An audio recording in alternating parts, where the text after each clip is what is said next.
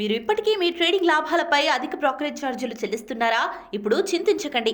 భారతదేశం యొక్క number 1 Ratan టాటాకి Upstox లో పెట్టుబడులున్నాయి.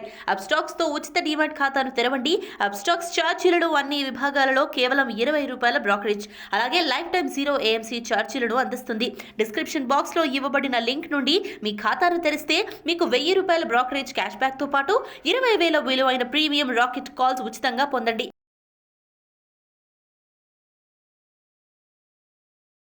నమస్తే, నేను GVsatyanarayana. ఈరోజు మనం ఏవైతే 56 సెక్టార్లు, 112 కంపెనీలు, ఏవైతే మంచి కంపెనీలు, వాల్యూ ఉన్నటువంటివి, ప్రాఫిట్లో ఉన్నటువంటివి, సెక్టార్ వైజ్ ఏవైతే మనం ఎపిసోడ్గా చేస్తున్నామో, ఇప్పుడు ఈ ఎపిసోడ్లోకి వచ్చేటప్పటికి మీకు డైమండ్స్ అండ్ జ్యువెలరీ ఎపిసోడ్ అనమాట. Diamonds and jewellery sector. ఈ డైమండ్స్ అండ్ జ్యువెలరీ సెక్టార్లో ఏమేమి ఉన్నాయో, అవి ఏం ప్రోడక్టా, సర్వీసెసా, ఆ ప్రాఫిట్ ఎలా ఉంది, ఏంటిది అనేది చూద్దాం. ఓకే, ఇది టైటాన్లోకి వెళ్తే డైమండ్ వాటిల్లో డైమండ్ జెమ్స్ అండ్ జ్యువెలరీస్లోకి వస్తుంది. నెట్ ప్రాఫిట్ వచ్చి 2,173 కోట్లు. మళ్ళీ దీంట్లో మనము ప్రాఫిట్ అండ్ లాస్లోకి వెళ్తున్నాం. ఏదైతే ప్రాఫిట్ అండ్ లాస్లోకి వెళ్తున్నామో మీరు ఫస్ట్ చేయవలసిన పెన్ను పేపర్ దగ్గర పెట్టుకోండి. స్క్రీనర్స్ వెబ్సైట్కి వెళ్ళాలి. Search for a company box ఉంటుంది మూల. అక్కడ మనం పేరు ఏదైతే ఉందో అది కంపెనీ ఎంటర్ చేయాలి. ప్రాఫిట్ అండ్ లాస్ ఏదైతే ఉందో ఇక్కడ టైటాన్ చూపిస్తుంది. మార్చి 2021కి 973 కోట్లు రావడం జరిగింది. మార్చి 2022కి 2,173 కోట్లు రావడం జరిగింది. అంటే అంతకుముందు 10.96 ఉంటే 24.4 టైం, అంటే నియర్లీ ఒక 134%. 973కి 2173కి 134%, నియర్లీ 135% ఇంక్రీజ్ అయింది ప్రాఫిట్. తర్వాత ఇక మనము దీని యొక్క అంటే ఇక్కడ గమనిస్తే మీకు చూపిస్తుంది, తెలుస్తుంది. బ్యాలెన్స్ షీట్కి వెళ్దాం. ఇది 89 కోట్లు షేర్ క్యాపిటల్. ఇది టాటా గ్రూప్ కంపెనీ టైటాన్. 9,214 రిజర్వులు, కంపెనీ యొక్క రిజర్వ్ మిగిలిపోయినటువంటి నిధులు. 7,275 బారోయింగ్స్ ఉన్నాయి. క్యాష్ ఫ్లో వచ్చి 37గా చూపిస్తుంది. ఇన్వెస్టర్స్ ప్రమోటర్ స్టేక్ 52.90, మంచి అనమాట. అంటే జనరల్ 51 చూస్తాం, టాటా గ్రూపు 52.90లో ఉంది. ఎఫ్ఐఐలు 18.40లో ఉంది. డిఐఏలు డొమెస్టిక్ ఇన్స్టిట్యూషన్లు వచ్చి 10.21లో ఉంది. పబ్లిక్ వచ్చి 18.33. ఇది సింపుల్గా మనం పీర్స్లోకి వెళ్తున్నాం. పీర్స్లోకి వెళ్తే టైటాను, ఏవైతే డైమండ్ అండ్ జ్యువెలరీస్లోకి వెళ్తే మొత్తం 51 కంపెనీలు ఉన్నాయి. దీంట్లో మనం దీన్ని క్లిక్ చేస్తే హైయెస్ట్ వచ్చింది టైటానే. ఇప్పుడు టైటాన్కి వెళ్తున్నాం. మళ్ళీ టైటాన్ వెబ్సైట్ ఓపెన్ చేస్తున్నాం. ఈ టైటాన్ ఏమేం చేస్తుంది, దాని యొక్క ప్రొడక్ట్స్ ఏంటి, అవర్ బ్రాండ్స్ అనమాట. వాళ్ళు టైటాన్ వాచెస్ ఉన్నాయి, ఫాస్ట్ ట్రాక్ వాళ్ళది, ఇవన్నీ అనమాట. అంటే చిన్నపిల్లల వాచ్లు, సొనాటా, టైటాన్, తనిష్క్ ఏదైతే గోల్డ్ ఉందో తనిష్క్, అంటే వాచెస్, టైటాన్ I+ కళ్ళజోళ్ళు, తర్వాత ఇవన్నీ తనీరియా, టైటాన్ రాగా, హీలియోస్, ఈ నేబులా, ఇవన్నీ వాచెస్ అనమాట. వాచెస్ మన తనిష్క్ ఏవైతే ఉన్నాయో మన గోల్డ్కి సంబంధించిన షోరూమ్లు, అవన్నీ కూడా టైటాన్కి వాళ్ళ ప్రొడక్ట్స్ అన్నమాట. ఫాస్ట్ ట్రాక్ వాచీలు, ఇవి టైటాన్. ఇవి సింపుల్గా టైటాన్ అనేది టాటా గ్రూప్ కంపెనీ. మనము టైటాన్ గురించి తెలవని వాళ్ళు కానీ, ఆ స్టోర్స్ గురించి కానీ, వాళ్ళ బ్రాండ్స్ కానీ అని, అంటే టైటాన్ క్లాక్లు, ఫాస్ట్ ట్రాక్, సొనాటా కూడా వాళ్ళదే, జూప్, ఆక్టాన్, హీలియోస్, టైటాన్ రాగా, నేబులా. జ్యువెలరీ డివిజన్కి వచ్చేటప్పటికి తనిష్క్, మియా, జోయా, క్యారెట్ లేన్. మళ్ళీ ఐవేర్ వచ్చేటప్పటికి టైటాన్ I+ వాళ్ళది. ఇవి సింపుల్గా వాళ్ళ యొక్క అనమాట కంపెనీ యొక్క ఇన్ఫర్మేషన్. ఇక తర్వాత ఇంకొక కంపెనీ చూద్దాము. అదేంటిదంటే రాజేష్ ఎక్స్పోర్ట్స్. ఇప్పుడు మళ్ళీ మనం టైటాన్కి పోతున్న గ్రాఫ్లోకి వెళ్తున్నాం. మళ్ళీ ఇక్కడ గ్రాఫ్లో V షేప్లో తిరిగింది. ఇది 50 DMA 200 DMA, అంటే రెండు దాటలేదు కానీ సపోర్ట్ తీసుకుంది, V షేప్లో తీసుకుంది. ఇప్పుడు మనం ఏం చేయాలి, ఇక్కడ కనుక బై చేస్తే V షేప్లో ఏదైతే కింద, అంటే ఇక్కడ జనరల్గా చూపిస్తుంది, ఇప్పుడు బై చేస్తే 1936 ఏదైతే మొన్న ఇయర్లీ లోకి వచ్చిందో సెన్సెక్స్, ఆ టైంలో అది రావటం జరిగింది లోకి. అది సపోర్ట్, దాన్ని స్టాప్ లాస్ పెట్టుకొని మనం చేసుకోవాలి. ఏదైనా సరే, ఎప్పుడైనా సరే వి షేప్లో తిరిగితే ఆ వి ఎక్కడైతే తిరిగిందో కార్నరు అది స్టాప్ లాస్ పెట్టుకోవాలి. లేదు పైకి పోయినా కొనుక్కుంటే ఆ 50 డేస్ 200 డేస్ డిఎంఏలు ఏవైతే మూవింగ్ యావరేజ్లు ఉన్నాయో అది స్టాప్ లాస్ పెట్టుకోవాలి బై చేస్తే. ఇది సింపుల్గా టైటాన్ యొక్క ఇన్ఫర్మేషన్. ఇంకొక స్క్రిప్ట్ చూద్దాము. ఇంకో కంపెనీ ఏంటంటే రాజేష్ ఎక్స్పోర్ట్స్. ఇది ఈ మధ్య తెలంగాణ గవర్నమెంట్తో కూడా టైఅప్ అవ్వటం జరిగింది.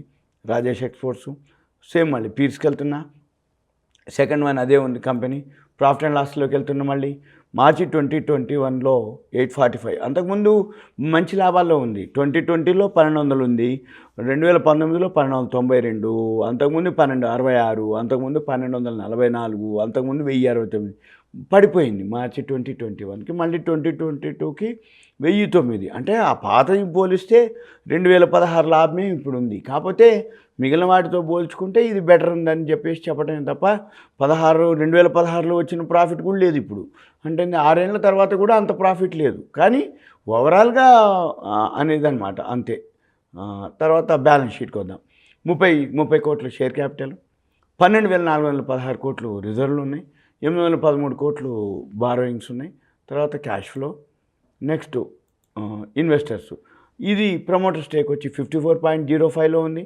ఎఫ్ఐఎల్ వచ్చి 17.72, డిఐలు డొమెస్టిక్ ఇన్స్టిట్యూషన్ 11.43, పబ్లిక్ వచ్చి 16.80లో ఉంది. ఇది సింపుల్గా. మళ్ళీ చార్ట్కి వస్తున్నా. ఈ చార్ట్లోకి వస్తే వి షేప్లో తిరిగింది. అది 50 డిఎంఏ 200 డిఎంఏ 50 డిఎంఏ క్రాస్ చేస్తుంది. మీరేం చేయాలి? 50 డిఎంఏ క్రాస్ చేయడానికి ట్రై చేస్తుంది. 200 డిఎంఏకి మధ్య దీన్ని న్యూస్ కూడా ఉంది. ఇక్కడ చూసుకోవాలి. 522.70లో అది స్టాప్ లాస్ పెట్టుకొని బై చేయొచ్చు. ఎందుకంటే లోలో అక్కడ సపోర్ట్ తీసుకుంది. ఇక మళ్ళీ తర్వాత మనము ఈ రాజేష్ ఎక్స్పోర్ట్స్ ఏం చేస్తుందో చూద్దాం. మనం ఇక్కడికి వెళ్ళాలి. రాజేష్ ఎక్స్పోర్ట్స్ ఈ మధ్య అంటే తెలంగాణ గవర్నమెంట్ తోటి కూడా టైఅప్ జరిగింది అనేది ఉంది. తర్వాత ఇది ఏం చేస్తుంది, హిస్టరీ ఏంటిది, మేనేజ్మెంట్ ఇది ఎప్పటి నుంచి స్టార్ట్ అయింది. 1988లో brothers Rajesh Mehta and Prashant Mehta. Rajesh exports అనేది ఎవరు? ఇద్దరు బ్రదర్స్, అన్నదమ్ములు, రాజేష్ మెహతా, ప్రశాంత్ మెహతా. వాళ్ళిద్దరు ఫ్యామిలీ రిటైల్ బిజినెస్. వాళ్ళు 1990లో ఎస్టాబ్లిష్ చేశారు గోల్డ్ జ్యువెలరీ మ్యానుఫ్యాక్చరింగ్ ఫెసిలిటీస్. తర్వాత వాళ్ళు R&D 1991లో వాళ్ళు largest exports wholesale and gold jewellery. ఇలా దీని యొక్క 1995లో IPO'కి రావడం జరిగింది. మనము ఇవన్నీ చూసుకోవచ్చు అనమాట. దాని యొక్క కంపెనీ యొక్క ఇన్ఫర్మేషన్ చూసుకోవచ్చు. తర్వాత ఈ మేనేజ్మెంట్ ఎవరు ఏంటిది, రాజేష్ మెహతా ఎవరు, ప్రశాంత్ మెహతా, ఆశా మెహతా, అంటే మెహతా గ్రూప్ అనమాట ఇది. అంటే మెహతా అంటే ఉంది ఫ్యామిలీ మెంబర్లు వాళ్ళంతా. ప్రశాంత్, హరియందర్ సాగర్, విజయలక్ష్మి. ఓకే. ఇక తర్వాత వీళ్ళకి ఇన్ఫ్రాస్ట్రక్చర్ రిఫైనరీ కానీ దీని పేరు ఏంటంటే వల్కాంబీ. ఈ వల్కాంబీ ఏదైతే ఉందో Rajesh exports world largest gold refinery with a capacity to refine more than 2,400 tons of precious metals per annum. అంటే సంవత్సరానికి 2,400 టన్నులు వాళ్ళు కెపాసిటీ ఉంది రిఫైనరీ చేయడానికి. Largest gold refinery. ఇలా దీని యొక్క ఇన్ఫర్మేషన్ మీరు చదువుకోవచ్చు. ఇన్వెస్టర్స్ ఎవరెవరు ఉన్నారు, వాళ్ళు ఏంటిది, దాని యొక్క న్యూస్ ఏంటిది, ఇవన్నీ మనం చూస్తే దాని యొక్క వాళ్ళు ఎక్స్పోర్ట్ ఆర్డర్స్ మొన్న November 18th వచ్చి 782 కోట్ల ఆర్డర్ రావడం జరిగింది. 18th నవంబర్కి 782 కోట్లు, 17th సెప్టెంబర్కి 691 కోట్లు, 7th ఏప్రిల్కి 745 కోట్లు, 18th ఫిబ్రవరికి 1352 కోట్లు, తర్వాత 28th నవంబర్కి వచ్చేటప్పటికి 800 కోట్లు ఆర్డర్స్ ఉన్నాయి. అంటే ఎక్స్పోర్ట్స్ జరుగుతూ ఉంటాయి కాబట్టి ఇది మనము గమనించవచ్చు. తర్వాత ఇంకా మీకు ఇన్ఫర్మేషన్ ఏంటంటే సింపుల్గా మనము ఈ యొక్క ఇన్ఫర్మేషన్ ఏంటిది అంటే డైమండ్ జ్యువెలరీస్లో ఏవైతే ఉన్నాయో మనము దాన్ని బట్టి మనం అబ్జర్వ్ చేయాల్సి ఉంటుంది.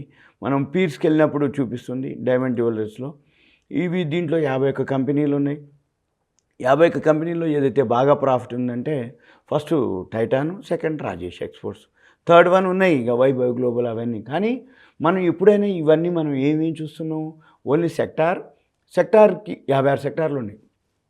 సెక్టార్కి 2 చొప్పున ఏవేవైతే బెస్ట్ ఉన్నాయో ఇవన్నీ. అయితే మార్కెట్ బాగలేదు.